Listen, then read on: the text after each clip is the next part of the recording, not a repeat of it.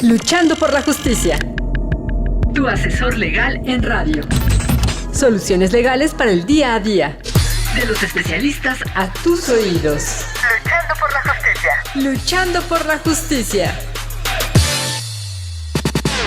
Hola, ¿qué tal, amigas y amigos de Luchando por la Justicia? Esperando que se encuentren muy bien y que tengan un viernes espectacular. Yo soy Jessica Torres y nos escuchamos a través de Ciudadana 660, todas las voces del Instituto Mexicano de la Radio.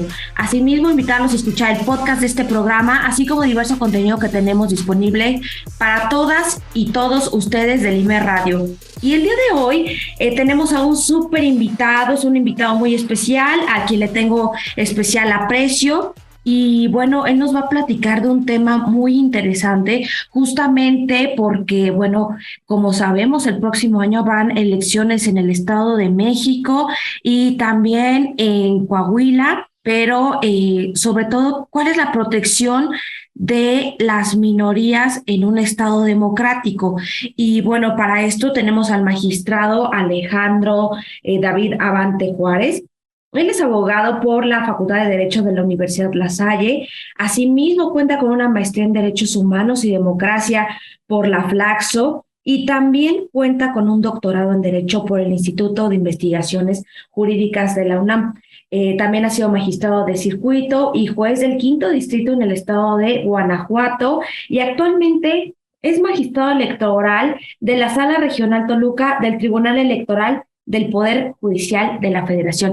Querido magistrado, bienvenido a Luchando por la Justicia del IME Radio. Hola, muchas gracias, Jessica, muchas gracias a ti y saludos a ti y a todo tu auditorio. Muchas gracias, magistrado. Y pues bueno, en este contexto, ¿qué debemos entender por una protección a las minorías en un Estado democrático?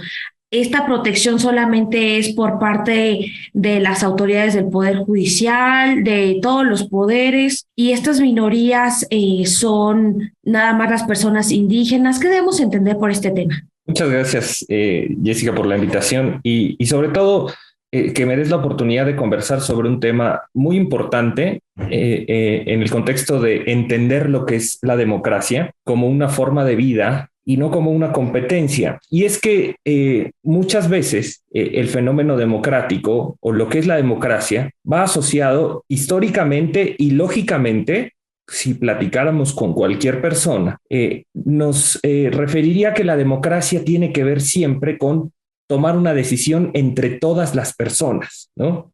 Que nos juntáramos todas las personas y que decidiéramos hacia qué rumbo vamos a tomar. Pero por supuesto, será muy difícil, por no decir imposible, que en una sociedad las decisiones pudieran darse de manera unánime, todas, y entonces pues había que optar por una solución, y en este sentido pues se ha optado por identificar a la democracia como aquella sistema que toma las decisiones a partir de consultar a las y los ciudadanos, a las y los habitantes de un determinado pueblo, y se decide lo que la mayoría tome en consideración. Y este es el primer problema, porque no todas las mayorías son iguales y sabemos que pues tradicionalmente se ha tomado ciertos esquemas o ciertos parámetros para tomar las decisiones a partir de mayorías distintas. Entonces, en algún momento se ha hablado de que es necesario que exista una mayoría absoluta, ¿no? Y esta mayoría absoluta es cuando en determinado entorno el 50% más uno toma una decisión, aunque el 49.9% restante pudiera estar en desacuerdo. Pero finalmente esa decisión que se adopta es una decisión adoptada por mayoría absoluta. Hay otra mayoría en algunos casos que es requerido por algunos otros sistemas democráticos, que se habla de una mayoría calificada, que es tomar las decisiones por una mayoría de 2/3 partes. Esto es, el 66% de todas las personas que pudieran tomar una decisión, es necesario que se tome esa decisión por esa mayoría, aunque el 33% restante esté en desacuerdo, 32.9% restante está en desacuerdo. Pero en el caso particular de nuestra democracia, nuestros gobernantes, las y los políticos que ejercen los cargos de representación popular, se ejercen por un sistema de mayoría relativa. Esto es, ni siquiera el 50 más 1 que toma la decisión, y ya no se hable de ese 2/3 partes que tomen la decisión, sino nuestro sistema lo que favorece es que ejerza un cargo de elección popular quien tiene la mayor cantidad de votos con independencia de lo que represente esto en el universo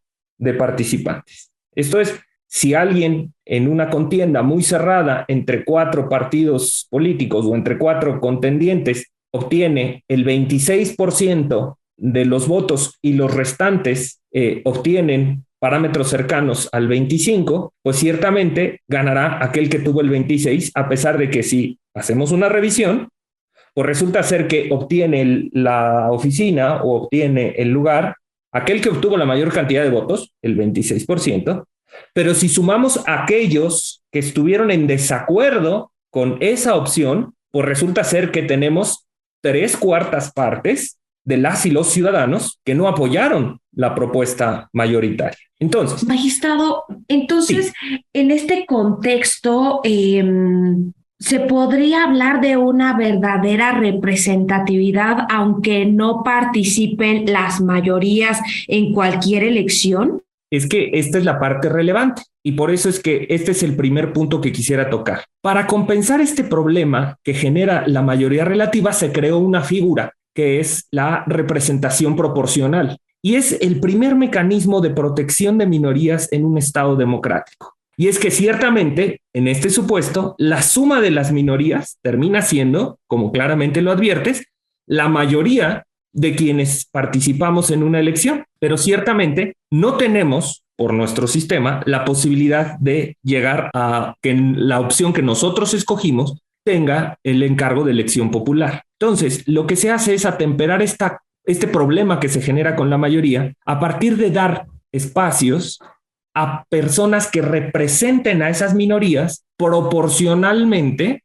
a los votos o a los apoyos que tuvieron en una determinada elección. Y por eso nuestro sistema electoral es un sistema electoral mixto, en donde una parte de los cargos se eligen por mayoría relativa y otra parte de los cargos se eligen por representación proporcional. ¿Qué representatividad se adquiere o cómo es que existe esta verdadera representatividad? Pues si ponemos atención a este desarrollo o a esta idea que hemos perfilado, pues resulta ser que la verdadera representatividad de todas las voces en el ejercicio del poder público se da a partir de combinar ambos sistemas. Esto es, quien obtuvo la mayor cantidad de votos y quienes, sin haber obtenido la mayor cantidad de votos, pero representan una parte importante de las y los ciudadanos que participan en una elección. Por eso, cuando de pronto surgen ideas o surgen voces que pretenden acallar o que pretenden eliminar la representación proporcional, es en realidad un fenómeno que genera o que predispone la existencia de un fenómeno antidemocrático, porque estamos excluyendo a las minorías y esa oportunidad que tienen de expresar su punto de vista en el seno de los órganos colegiados o en el seno del ejercicio del poder público. Si elimináramos la representación proporcional, si hiciéramos un mecanismo a partir del cual todas las decisiones se adoptaran por la mayoría, entonces, paradójicamente, como lo advertiste, estaríamos dejando fuera a la mayoría. Estaríamos dejando sin representación a quienes representan la mayor cantidad de ciudadanas y ciudadanos. ¿Por qué? Porque al haberse elegido a quien obtuvo la mayor cantidad de votos y haber sido, por ejemplo, en el ejemplo que te señalaba, el 26% de las y los ciudadanos, pues resulta ser que el otro 74% de las y los ciudadanos estaría fuera de estar representado. Y esto no tendría ninguna lógica. Por supuesto que este escenario que estoy planteando es el escenario más trágico, ¿no? El escenario en el que se diera este supuesto. Pero se ha presentado y en algunos casos hemos tenido contiendas, sobre todo a nivel municipal, muy cerradas entre 3 o 4 contendientes, en el que, por ejemplo, la oficina o la alcaldía la obtiene el participante o el partido político o coalición que obtiene el 30% de los votos, pero el resto de los votos están divididos en aproximadamente el 70% de las opciones políticas. Esto claramente implica que el 70% de las y los ciudadanos votaron por una opción distinta que la que ganó, pero ciertamente no se pueden sumar los votos de aquellas otras opciones políticas. Por supuesto que hay... Aquí, sí. Perdón, aquí me surge una duda. Entonces, bueno, se podría decir que quien gana en estos escenarios que nos está platicando pueden ser aquellas propuestas que tienen el 30%. Y sin embargo, el 70% restante se va a dividir en otras propuestas. Pero realmente la persona que ocupa el 30%, digo, si bien es muy viable y muy válida su participación, realmente representará al 70% restante, que es realmente la mayoría. Y vaya, de no contar con estos espacios, como nos comenta, de representación proporcional que se reparte y que se puede ver visible en este 70%, ¿quién podría representarle a esta minoría que al final del día es la mayoría? Sí, claro, es una suma de minorías y por eso es importante reflexionar sobre esto. Y es que no se trata, o las decisiones que se toman en un estado, no se trata de definir cuestiones menores, es orientar la política de un estado. Y por ello es que es importante que todas las voces estén incluidas. Por supuesto que se corre un grave riesgo antidemocrático, en el sentido de eliminar la posibilidad de que las opciones minoritarias estén representadas. Y por eso es que creo que es muy importante el enfatizar que la disminución, afectación o eliminación de los criterios de distribución de espacios de poder público de representación proporcional atenta directamente contra la democracia. No solo la democracia de esas mayorías, sino también la suma de todas las minorías. Pero pensemos en algo muy importante que me mueve la reflexión que tú generas, y es: ¿puede esta persona o este conglomerado que obtiene la mayoría relativa de votos representar al restante 70%? Y me parece ser que eso es muy importante considerarlo a partir de lo que es el ejercicio del poder público. Y es que en nuestro país ciertamente se ha generado una especie de contienda permanente en la cual los partidos políticos y las opciones políticas están conversando o están analizando propuestas y estrategias de gobierno, pero sin apartarse o sin dejar de lado la cuestión electoral, y eso para un Estado democrático es ciertamente un cáncer peligroso. Me parece ser que, como en todas las democracias, debe haber un tiempo definido para las contiendas electorales. Tiene que haber un espacio en el cual se consulte a la ciudadanía, se presenten propuestas, pero como vivimos en un sistema o en un mecanismo de hacer política en el cual hemos dado mucho más impacto a las encuestas que a las propuestas, pues resulta ser que estamos intentando posicionar perfiles desde mucho tiempo antes de estar en los tiempos electorales, para efecto de poder ir generando percepciones políticas. Vamos a hacer una breve pausa aquí en Ciudadana 660 y bueno, en esta pausa vamos a poder reflexionar sobre este punto que nos está abordando, pero regresamos en breve, ¿le parece bien? Muy bien, muchas gracias, Jessica. Volvemos. Luchando por la justicia. Para fortalecer tu conocimiento sobre la forma ordenada y digna de vivir en la sociedad actual.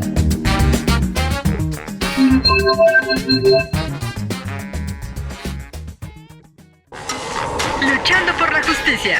Brinda herramientas educativas para promover la cultura de la legalidad, los derechos humanos y la perspectiva de género. Luchando por la justicia. Amigas y amigos de Luchando por la Justicia, ya regresamos de una breve pausa aquí en Ciudadana 660, todas las voces del Instituto Mexicano de la Radio. Y como les platicábamos en la primera parte de este programa, hoy tenemos como invitado al magistrado electoral Alejandro David Abante Juárez, que nos está platicando sobre este tema tan interesante de la protección de las minorías en un estado democrático. Y antes de la pausa nos platicaba que, bueno, los actores políticos, estos partidos políticos, ya sea a nivel nacional o a nivel local, se encuentran en constante exposición pública. Y realmente, magistrado, esto nos permite reflexionar a nosotros como ciudadanas y ciudadanos ¿Nos da tiempo de analizar nuestra intención del voto o realmente ya estamos inmersos en un escenario tan constante y tan repetitivo de su participación que nos puede llegar a confundir incluso? Sí, esto que tú dices es muy importante, Jessica. Señalaba yo esta vocación que tiene que existir para efecto de generar los consensos políticos. Y es que esta lógica de estar en contienda todo el tiempo, esta lógica de intentar generar percepciones electorales o percepciones políticas que favorezcan un determinado posicionamiento electoral, pues necesariamente nos aleja de la creación de consensos necesario para el desarrollo de un Estado democrático. Y es que si una determinada opción política es electa con el 30-35%, y vayamos incluso más lejos, hasta el 45% de las y los ciudadanos, necesariamente tiene que ser consciente de esa opción política, que tiene un 55% de ciudadanas y ciudadanos que no votaron por esa opción política y que para representarlos adecuadamente es necesario generar o acercarse a las agendas políticas de esas opciones que fueron seleccionadas por las y los ciudadanos. ¿Por qué? Porque eso implica qué es lo que quiere la ciudadanía en el ejercicio del poder público. Y ciertamente habrá temas o lugares muy comunes en el ejercicio de la política respecto de las distintas estrategias o mecanismos para desarrollar el gobierno, pero ciertamente es necesario que en la democracia la mayoría esté en un diálogo constante con las minorías para efecto de consensuar una agenda que genere un Estado democrático boyante, un Estado democrático que pueda desarrollarse adecuadamente. Si las minorías quedan aisladas, si las minorías quedan fuera y en su conjunto las minorías hacen una mayoría, en realidad lo que estamos presenciando es que las minorías están subyugadas a una mayoría y la mayoría de las y los ciudadanos no están siendo representadas por el ejercicio del poder público y esto atenta pues claramente contra el ejercicio democrático. Por eso es que es tan importante la vocación de crear consensos en el ejercicio de la política. Por eso en el seno de los ayuntamientos confluyen las fuerzas políticas, regidoras y regidores de oposición al presidente o presidenta municipal y síndico y síndica, y en realidad incluso hay algunos sistemas en los cuales él o la presidenta municipal es de un determinado partido y la primera sindicatura se asigna precisamente a la oposición para favorecer la existencia de la representación de todas y todos en el ejercicio del poder público. Por eso es que creo que es muy importante la protección de las minorías en un Estado democrático.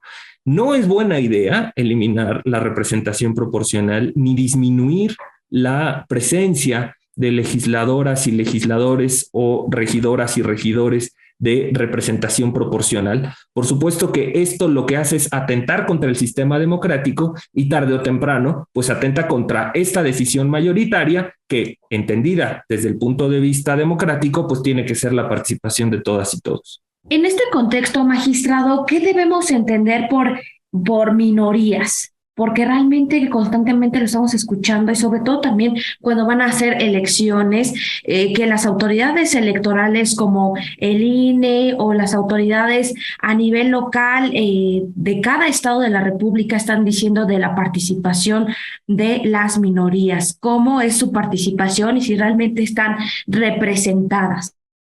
Este punto que tocas es muy importante, Jessica, y hay dos formas de entender las minorías. Las minorías, como ya lo hemos estado platicando en el curso de este programa, que son estas opciones políticas que no alcanzan la mayoría, que son representadas por las y los ciudadanos.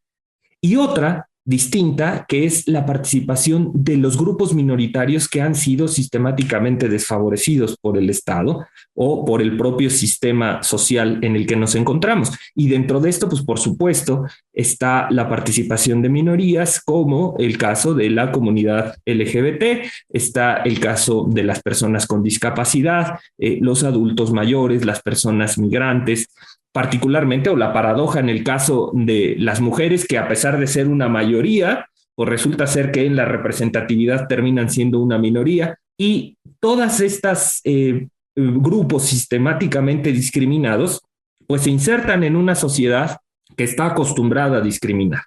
Somos una sociedad que estamos claramente y tenemos una vocación de etiquetar personas y de generar condiciones adversas para quienes no forman parte de nuestro campo de visión.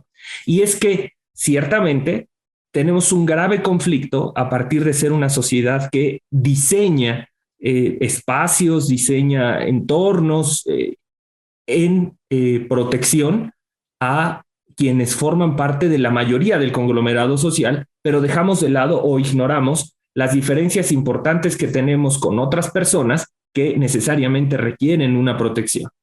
Y cuando advertimos la ausencia de, por ejemplo, de accesibilidad de espacios para personas con discapacidad, es cuando de pronto tenemos necesidad de hacer uso de alguna de estas espacios accesibles, como por ejemplo cuando tuviéramos alguna discapacidad transitoria, que tuviéramos la necesidad de estar algún tiempo en silla de ruedas, o que tuviéramos la necesidad en algún momento de andar en muletas, por ejemplo, o que tuviéramos algún padecimiento o alguna enfermedad que nos hiciera perder la audición o la visión de momento, pues nosotros entenderíamos el fenómeno de discriminación que se vive a las personas con discapacidad, hablando de un solo ejemplo, pues hasta que estuviéramos en ese momento. Y la realidad es que esa minoría requiere estar representada también en el Estado democrático. ¿Y cómo representamos estas minorías? Pues claramente con mecanismos de acciones afirmativas.